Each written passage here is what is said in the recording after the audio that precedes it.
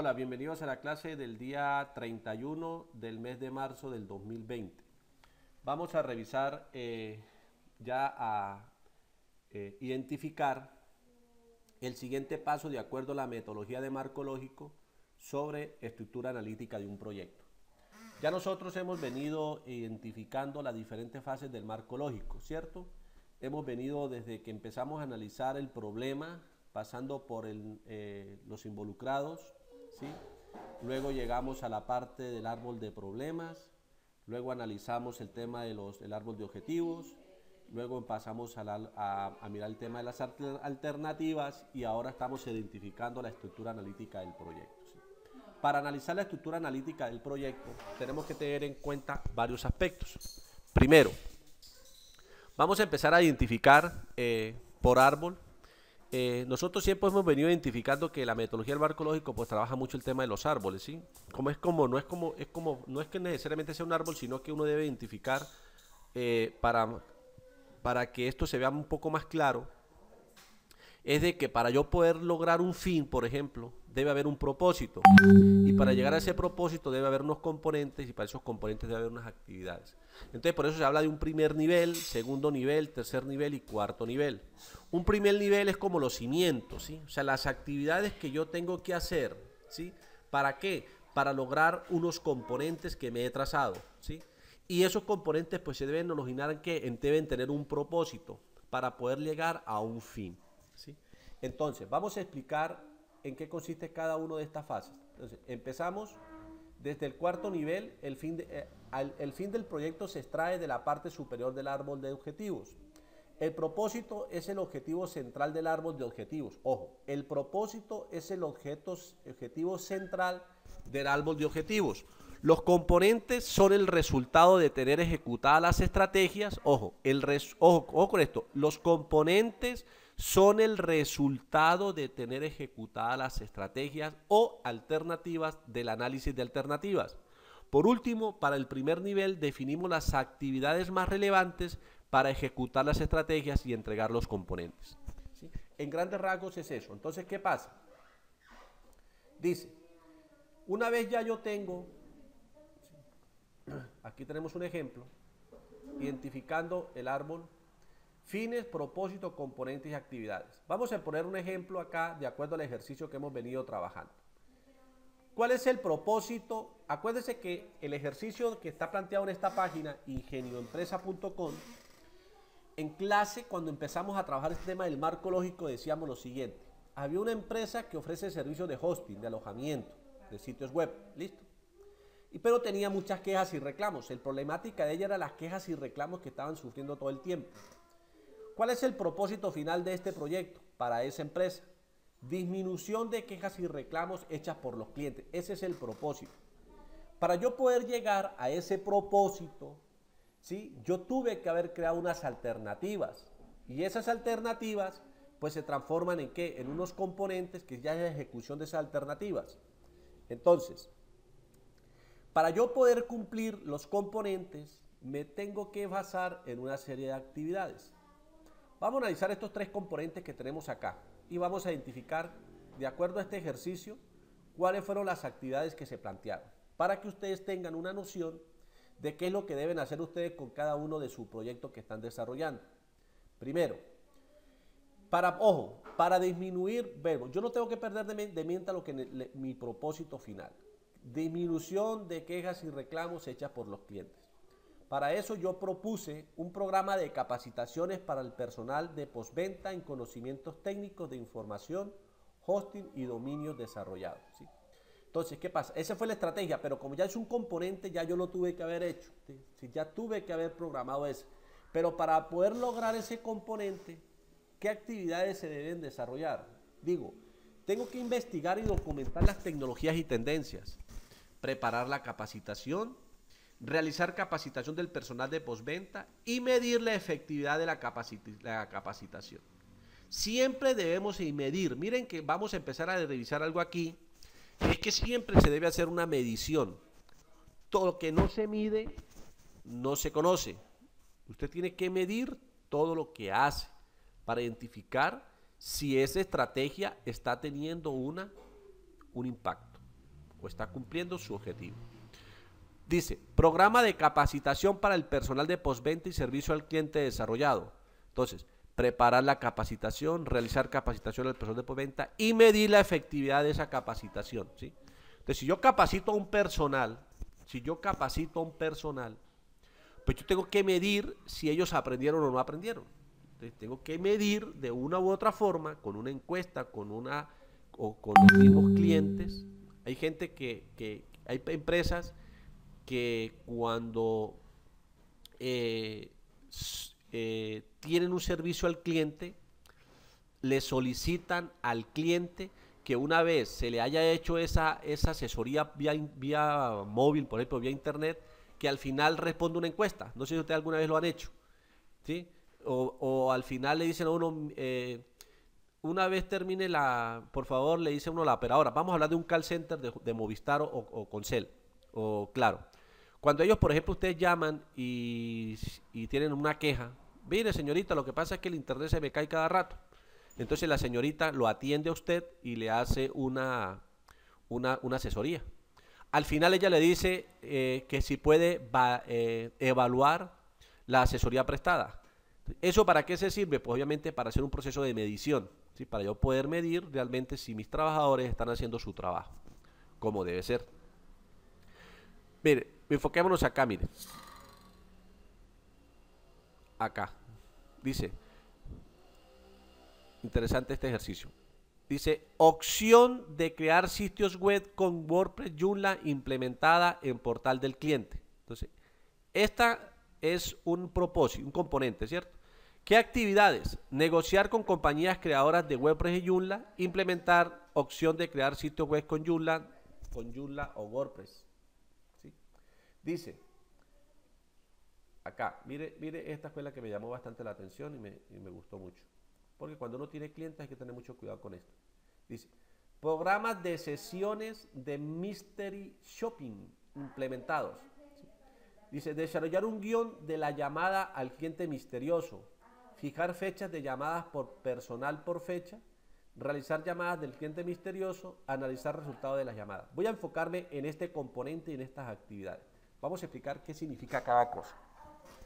Resulta que una de las cosas que se tienen en cuenta, cuando hay quejas y reclamos, hay cualquier cantidad de tipo de personas. Hay la persona que es moderadamente respetuosa, hay personas que son muy groseras, hay personas que llaman una vez y no vuelven a llamar, hay personas que llaman a 3, 4 veces, hay personas que de pronto se pueden convertir en un problema que es capaz que lo demandan a uno ante la superintendencia de servicios, etcétera.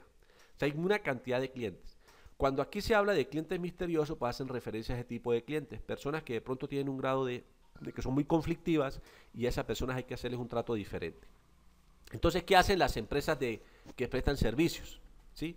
Entonces, primero que todo dice, desarrollan un guión de llamadas del cliente misterioso. ¿Sí? Repito nuevamente, vamos a un caso práctico. Lo que uno ve cuando uno llama a los operadores de telefonía, como Concel, como Claro o Movistar, siempre a uno les responden de la misma forma. O sea, hay un protocolo, hay un guión que todos los trabajadores del call center se lo saben para atender a las personas. Entonces, y uno se da cuenta que así usted llegue grosero a hablar con ellos, a pelear con ellos tratan de tener siempre un tono conciliador.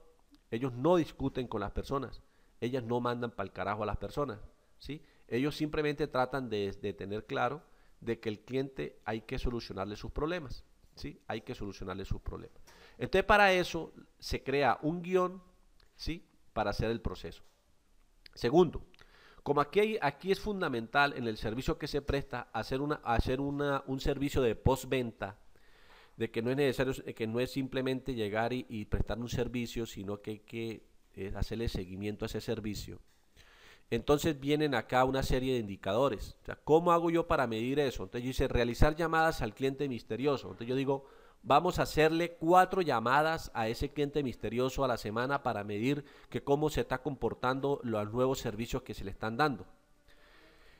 Y se debe hacer un análisis del resultado de esas llamadas. Entonces, por eso que a uno le dicen también, su llamada está siendo monitoreada y grabada. Entonces, eso se hace para validar. Una vez después se hace en el servicio, en caso de quejas y reclamos, de contrarrestar lo que el cliente dice con lo que dice la persona que lo está atendiendo. Entonces, para eso se graba. Y se hace un análisis de los resultados de esa llamada. Entonces, ahí tenemos esos aspectos interesantes a tener en cuenta. Entonces, de esta manera, una vez ya tenemos hecho, empezamos a hacer el resumen narrativo. Y ese resumen narrativo se compone de fin, propósito, componentes y actividades, que lo acabamos de explicar. ¿A dónde queremos llegar? A definir lo que son los indicadores, ¿sí?, de los que son nuestro proyecto. Dice, en la segunda columna de la matriz del marco lógico definimos la forma de conocer el progreso del proyecto, bien sea el progreso actual o final. Creamos indicadores para medir todo lo que esté en el resumen narrativo. ¿Qué es importante en este paso? Lo podemos resumir en 2 pasos. Todos los actores del proyecto deben tener conocimiento de ellos, deben ser prácticos, independientes y focalizados, y deben existir indicadores para determinar en qué medida se alcanzan los objetivos, pero también para monitorear el alcance y los tiempos. Entonces, ¿qué ocurre? Yo tengo acá el fin, incremento de la utilidad, disminución de quejas, aquí hay un indicador. Entonces, ojo, ¿cómo hago yo para establecer un indicador? Si yo estoy diciendo que hay un incremento de la utilidad, pues el indicador va a ser que el aumento de la utilidad. Si digo crecimiento de la participación en el mercado, el fin, pues tiene que haber un aumento de esos clientes. Si yo digo aumento de la motivación de la mano de obra, debe haber una satisfacción laboral y una rotación laboral. Entonces establezco unos indicadores. Cuando después ya yo tengo esos indicadores, entonces ¿qué ocurre? Debo que tener unos medios de verificación. Debo tener cómo verifico yo lo que estoy tratando de hacer.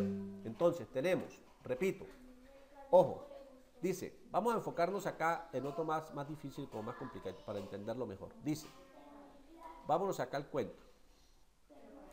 Programa de sesiones.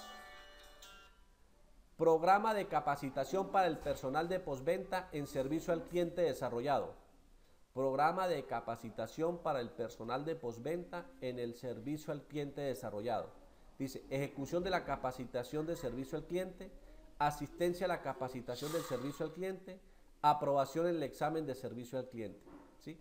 De esta forma, estos son los indicadores. ¿Cómo los mido? Los mido con registro de capacitaciones. ¿Cómo lo mido? Con lista de asistencia a capacitaciones realizadas con firmas. Aprobación del examen de servicio. Examen realizado sí, calificados. Ustedes miren el concepto de lo que es tener un indicador y un medio de verificación. ¿Sí? Esta es la matriz del marco lógico que vamos a entregar ya para esta semana. Resumen narrativo, nombre del indicador y medios de verificación. Entonces cada uno de ustedes va a coger el ejercicio hasta donde lo llevan, lo van a empezar a consolidar en un solo documento, porque repito, el 50% del parcial es la entrega de todos estos ejercicios que hemos venido haciendo durante todos estos días del marco lógico. El otro 50% va a ser un test que yo les voy a hacer a través de la plataforma Moodle. Entonces tenemos que estar pendientes. Aquellos que no se han podido comunicar aún por WhatsApp ni por el aula, pues la invitación es a que se desatrasen en esta semana para que puedan cumplir con el objetivo del curso. ¿Sí? Entonces vamos a hacer resumen narrativo para el día de hoy, nombre de cada indicador y medios de verificación a cada uno de ellos. Partiendo del principio que tenemos que tener 4 aspectos que son las actividades a desarrollar, el componente, el propósito y el fin. ¿Listo? Recordamos qué es el fin. Vamos a recordar acá. Fin, dice, es un impacto a mediano o largo plazo. Representa la contribución que se alcanza al tener un proyecto culminado. Puede estar compuesto por uno o más elementos. El propósito, dice, es el objetivo central del proyecto. Solo debe existir uno. El proyecto se ve culminado una vez que el propósito se consigue. y se consigue cuando tengamos los componentes finalizados. Entonces, cuando yo tengo el componente que dice que son los productos de las entregables, bienes, servicios, productos tangibles del proyecto, son el resultado de tener las actividades resultados. Entonces, el componente es el resultado de tener las actividades. Y las actividades son el hacer necesario para entregar los componentes del proyecto. ¿Listo? De actividad, repito, actividad, desarrollar capacitación, el componente, capacitaciones desarrolladas a los trabajadores de mi empresa. El propósito es disminuir las incidencias de reclamos en mi empresa.